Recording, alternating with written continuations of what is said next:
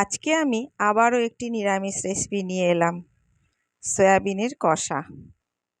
দেখো কি লাগবে, কাজু আর তিল আর পোস্ত আর কাঁচা লঙ্কা একসঙ্গে আমি বেটে নিয়েছি। আর এদিকে মশলা লাগবে লঙ্কার গুঁড়ো, হলুদ গুঁড়ো, জিরে আর ধনে গুঁড়ো, আদা বাটা, আর আলু ডোমো ডোমো করে কেটেছি,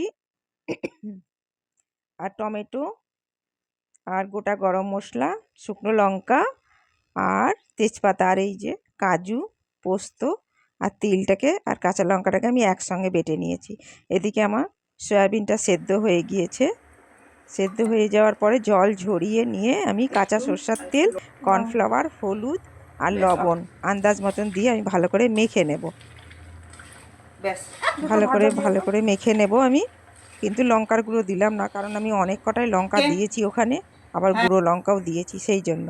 আর আলুটাকে আমি একটু ভাপ দিয়ে নিয়েছি সুন্দর করে। কড়াইয়ে তেল দিলাম, তেলটা গরম হয়ে যাওয়ার পরে আমি আলু কটা সব ভেজে নেব। সব আলু কটাই আমি একসঙ্গে দিয়ে দিয়েছি, ভালো করে ভেজে নিব। নুন দিয়ে দিলাম কিন্তু আমি আলুর মতন, আর এদিকে সয়াবিনেও নুন দিয়ে দিয়েছি। দেখো ভাজা হয়ে গেছে, এবার আমি তুলে নেব ভাজাটা। ভাজাতেই আমার সেদ্ধ হয়ে গেছে আলুটা।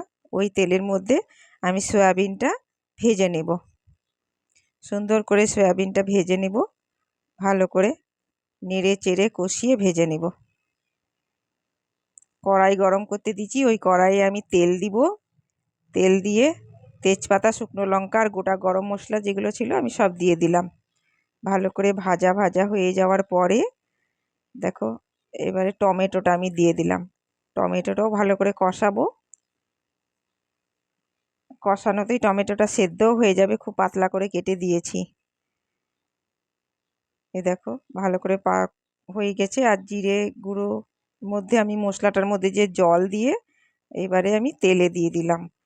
এই মশলাটাকে আমাকে ভালো করে কষাতে হবে। দেখো প্রায় কষানো হয়েই গেছে, তেল বেরিয়ে গিয়েছে। তারপরে আমি যেই কাজু আর পোস্ত আর তেলটা বেটেছি সেটা আমি দিয়ে দিলাম। এর মধ্যে কিন্তু আমি লাল লঙ্কা দিয়েছি কাজুটার সাথে। এইবার এইটাকে ভালো করে কষাতে হবে। মিষ্টি দিয়ে দিলাম, আর একটু মশলাটার আন্দাজ মতন আমি লবণও দিয়েছি, সেটা আমি দেখাতে একটু খেয়াল ছিল না। এবারে আমি ভালো করে কষাবো। আমি পরিমাণ মতন লবণ দিয়ে দিয়েছি, কিন্তু আর দিব না। ভাজা সয়াবিনটা দিয়ে দিলাম, আলুটাও দিয়ে দিলাম, দিয়ে সব মিশিয়ে এবারে আমি ভালো করে কষাবো, একসঙ্গে কষাবো আমি। দেখো ভালো করে কষালাম। গ্যাসের তাপটা কিন্তু একদম মিডিয়াম করে দিয়েছি, তা নাহলে তলায় লেগে যাচ্ছে। এবার আমি গরম জল পাশে বসিয়ে রেখেছি, গরম জল দিয়ে দিলাম। একটু অনবরত নাড়তে হবে, তা নাহলে তলায় লেগে যাচ্ছে, যেহেতু বাদাম আছে তো তলায় লেগে যাচ্ছে। এই দেখো ফুটছে, আঁচ কিন্তু একদম ধিমি করে দিয়েছি।